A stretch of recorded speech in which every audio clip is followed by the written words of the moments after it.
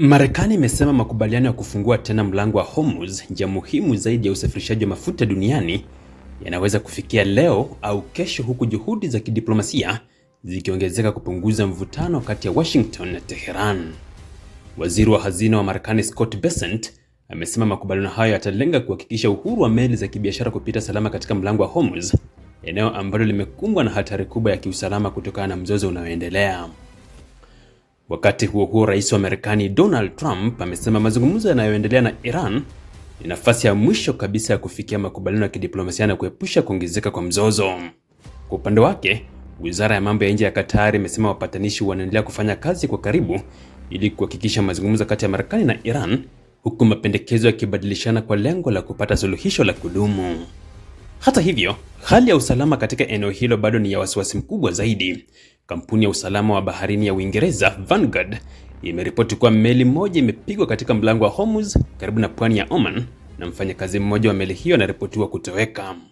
Katika maendeleo mengine ya kidiplomasia, duru ya 7 ya mazungumzo ya moja kwa moja kati ya maafisa wa Lebanon na Israel inaendelea mjini Rome, Italia, ikiwa ni sehemu ya juhudi za kupunguza mvutano katika Mashariki ya Kati. Marekani kwa upande wake imesema kuwa lengo kuu la mazungumzo yanayoendelea na Iran si tu kuhakikisha usalama wa usafiri katika mlango wa Hormuz, bali pia kufikia makubaliano ya muda mrefu ya kuiondolea Iran uwezo wa silaha za nyuklia. Akizungumza na waandishi wa habari katika ikulu ya White House, waziri wa mambo ya nje wa Marekani Marco Rubio amesema mlango wa Hormuz unaendelea kuwa wazi na meli zinaendelea kupita, lakini Washington inashiriki mazungumzo yanayolenga kuongeza usalama wa meli zinazotumia njia hiyo muhimu ya baharini. Rubio amesema Marekani, Iran pamoja na Oman wanashiriki mazungumzo kuhusu namna ya kuruhusu meli nyingi zaidi kupita kwa usalama katika kipindi cha mpito, huku juhudi zikielekezwa kwenye mazungumzo ya muda mrefu. Rubio amesisitiza kuwa makubaliano ya mwisho ambayo Marekani inalenga ni kuiondolea Iran uwezo wa nyuklia, yani denuclearization of Iran, akieleza kuwa hilo ndilo lengo kuu la mazungumzo yanayoendelea. Kauli hiyo inakuja wakati juhudi za kidiplomasia kati ya Washington na Tehran zikiongezeka, huku wapatanishi wakisaka njia ya kupunguza mvutano na kuzuia mzozo mkubwa zaidi katika Mashariki ya Kati. Wakati hayo yakiendelea, bei za mafuta duniani zimeshuka kwa kasi baada ya maafisa wa juu wa Marekani kueleza kuwa makubaliano na Iran ya kufungua mlango wa Hormuz yanaweza kupatikana hivi karibuni, hatua iliyoongeza matumaini ya kurejea kwa usafirishaji wa mafuta bila vikwazo. Mkataba mkuu wa mafuta nchini Marekani, West Texas Intermediate WTI, umeshuka kwa 5% hadi $76.32 kwa pipa. Wakati huo huo, mafuta ghafi ya Brent ambayo ni kiwango cha kimataifa yameshuka na kurejea chini ya $80 kwa pipa.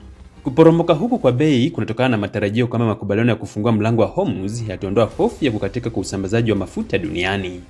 Katika miezi ya hivi karibuni, mvutano kati ya Marekani na Iran umechangia kupanda kwa bei za mafuta kutokana na wasiwasi mkubwa kuhusu usalama wa njia hiyo muhimu ya baharini.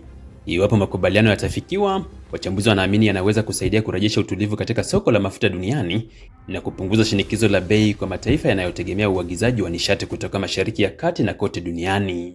Iran imesema inaendelea na mazungumzo na Oman kuhusu utaratibu wa kufungua tena mlango wa Hormuz, lakini bado kuna tofauti kubwa za msimamo kuhusu namna mchakato huo utakavyotekelezwa. Kwa mujibu wa Tehran, Iran haifanyi mazungumzo ya moja kwa moja na Marekani, ingawa juhudi za kidiplomasia zinaendelea kupitia wapatanishi wa kikanda. Waziri wa mambo ya nje wa Iran Abbas Araghchi ameripotiwa kufanya mazungumzo kwa njia ya simu na mawaziri wa mambo ya nje wa nchi mbalimbali za eneo hilo pamoja na maafisa wa Pakistan, ambao ni miongoni mwa nchi zinazosaidia upatanishi kati ya Tehran na Washington. Iran imethibitisha kuwa mazungumzo yake na Oman yanahusu swala moja kuu: utaratibu wa kufungua mlango wa Hormuz. Hata hivyo, bado kuna maeneo kadhaa yenye mvutano mkubwa. Iran inapinga pendekezo la kuanzishwa kwa njia tofauti za usafiri wa majini, maritime corridors, ikiwemo njia ya kaskazini na nyingine ya kusini, ikisema mpango huo haukubaliki kwa upande wake. Aidha, Tehran imesisitiza kuwa hali ya usalama katika mlango wa Hormuz haitarudi ilivyokuwa kabla ya vita kuanza. Masuala mengine yanayobishaniwa ni pamoja na operesheni za kuondoa mabomu ya baharini, mine clearance, na uwezekano wa kutozwa ada mpya za huduma kwa meli zinazopita katika njia hiyo muhimu ya kimataifa. Tofauti hizi zinaonyesha kuwa licha ya juhudi za kidiplomasia kuendelea, bado kuna changamoto zinazopaswa kutatuliwa kabla ya makubaliano ya mwisho kufikiwa.